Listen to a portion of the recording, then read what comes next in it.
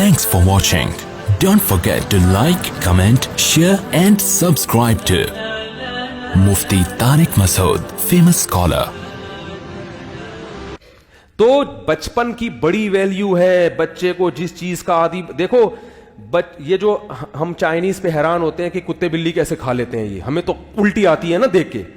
گورے کو بھی الٹی آتی ہے, گورا بھی کتا بلی نہیں کھا سکتا. گورا چائنیز کی چیزیں دیکھ کے حیران ہوتا ہے, یار یہ کیسے کھاتے ہو تم لوگ, یہ لال بیگ کیسے کھا لیتے ہو. تو چائنیز کیوں کھاتے ہیں؟ بچوں کو بچپن سے کھلا دیا. تو اب بچے کو لال بیگ نہیں ملے گا تو مر جائے گا ٹینشن سے.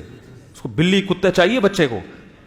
تو جو گند بچپن میں کھلا دیا بچہ اس کا عادی ہو گیا. ہم نے نہیں کھائی تو ہمارے ہاں کوئی دین کو فالو نہیں بھی کرتا پھر بھی کتا, وہ کہتا ہے یار اتنا بھی کتا نہیں ہوں کہ میں اتنے کتے پنے پہ بھی نہیں آ سکتا کہ میں کتا ہی کھانا شروع کروں. اتنا لبرل.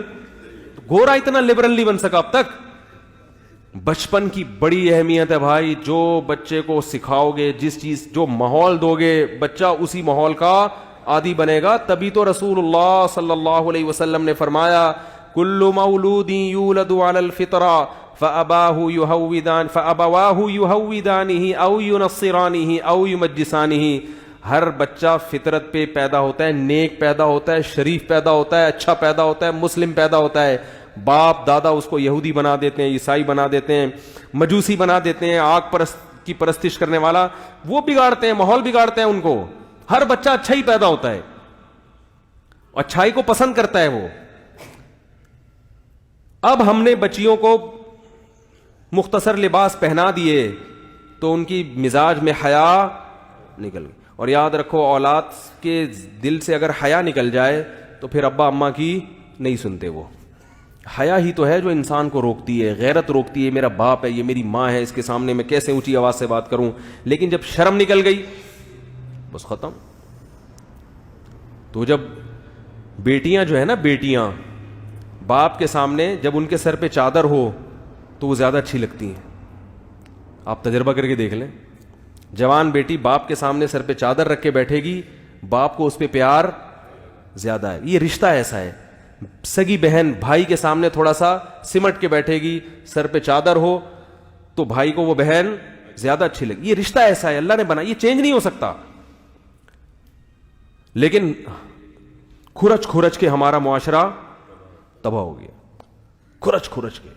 اب نتیجہ کیا نکل رہا ہے کہ بہن کی جو ڈریسنگ ہے بھائی کے سامنے وہ اتنی معذرت, اتنی بےہودہ ہوتی ہے کہ حیا کا جو ایک وہ تھا عنصر وہ کیا ہو گیا, ختم. جب وہ ختم تو پھر وہ جو ایک تقدس تھا نا رشتے کا کہ یہ میری بہن ہے, میں نے اس کے لیے جان دینی ہے اور اس کا میں نے خیال کرنا ہے, اور یہ میرا بھائی ہے, اس سے میں نے نظر یعنی تھوڑا سا اس کے سامنے میں نے حیا کی لاج رکھنی ہے, کوئی ایسی حرکت نہیں کرنی جو معاشرے میں بری سمجھی جاتی ہو.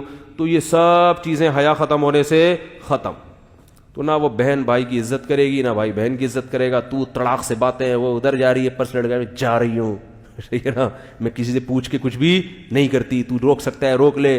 وہ کہتے ہیں تم جا رہی ہو تو میں بھی جا رہا ہوں. وہ ادھر انجوائے, وہ معذرت, جو ہو رہا ہے وہ اللہ بچائے ہم سب کو. سارا کلچر کیا کر دیا, تباہ کر دیا, برباد کر دیا. تو میرے بھائی اللہ نے کہا ہے کہ میں نے تمہیں پیدا کر کے چھوڑ نہیں دیا کہ تم جو مرضی کرتے رہو. وہ جو میں نے آیت پڑھی نا, اللہ نے فرمایا تمتعوا, مزے اڑا لو, اڑا لو مزے, جو کرنا ہے کر لو. فإن مصيركم إلى النار, آنا کہاں ہے, جہنم کی آگ کی. چھوڑوں گا نہیں میں. دنیا میں کوئی قانون ایسا نہیں ہے کہ آپ قانون کی دھجیاں اڑاتے رہیں اور حکومت آپ کو چھوڑتی رہے. اگر حکومت چھوڑتی ہے تو وہ کرپٹ حکومت ہے, جبکہ اللہ عدل کرنے والا بادشاہ ہے. اللہ نے قرآن میں کہہ دیا ام نجعل المتقین کالفجار, کیا ایسا ممکن ہے کہ جو تقوی والی زندگی اختیار کرتے ہیں ان کو اور جو تقوی والی زندگی اختیار نہیں کرتے دونوں کو ایک جیسا ٹھکانہ دے دوں؟ کیا یہ ممکن ہے؟ یعنی اللہ پر تو یہ الزام ہوگا نا. ایک عورت پردہ کر رہی ہے, حیا کے مطابق زندگی گزار رہی ہے, اپنے شوہر سے وفا کر رہی ہے, اس کے حقوق ادا کر رہی ہے, بچوں کی تربیت کر رہی ہے, وقت پہ نماز پڑھ رہی ہے, جو بھی اللہ نے اس کو حکام دیے اس کو فالو کر رہی ہے. ایک مرد ہے, وہ چہرہ بھی نبی صلی اللہ علیہ وسلم کی صورت کے مطابق رکھتا ہے, وہ رشوت سے بھی بچتا ہے, وہ اپنے گھر والوں کے حقوق بھی ادا کر رہا ہے, وہ والدین کی ذمہ داریاں بھی پوری کر رہا ہے وہ جھوٹ سے بھی بچتا ہے.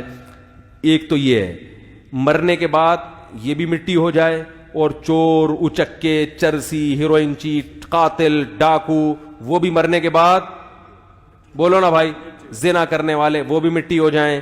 تو اللہ فرماتے ہیں اگر مٹی کر کے ختم کرنا ہے تو یہ مجھ پر الزام ہے کہ میں نیک بننے والے کو کوئی اجر نہیں دے رہا اور برائی کرنے والے کو سزا نہیں دے رہا, تو پھر نیک بننے والا نیک کیوں بنے؟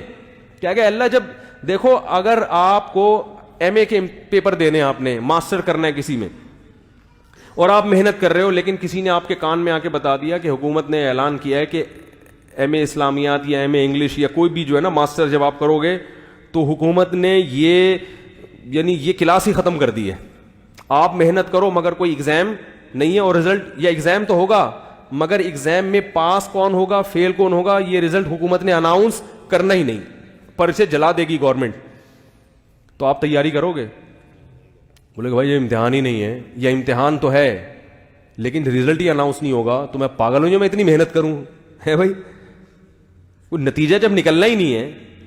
تو یاد رکھو اگر کوئی نتیجہ نہیں ہے, آخرت نہیں ہے, ہم نے مرنے کے بعد زندہ ہو کے حساب و کتاب نہیں دینا, تو ہم کیوں پھر محنت کریں, ہم اچھے بن کے کیوں زندگی گزاریں؟ پھر تو ہر آدمی کو کیا ہونا چاہیے, جس کی لاٹھی اس کی بھینس, پھر تو مزے اڑاؤ. مفتی طارق مسعود صاحب کے بیانات سننے کے لیے youtube.com/مفتی طارق مسعود کو سبسکرائب کریں, اور اگر آپ لائیو ویڈیو کو کبھی بھی مس نہیں کرنا چاہتے ہیں تو سبسکرائب کرنے کے بعد بیل آئیکن پہ کلک کرنا مت بھولیں. جزاک اللہ.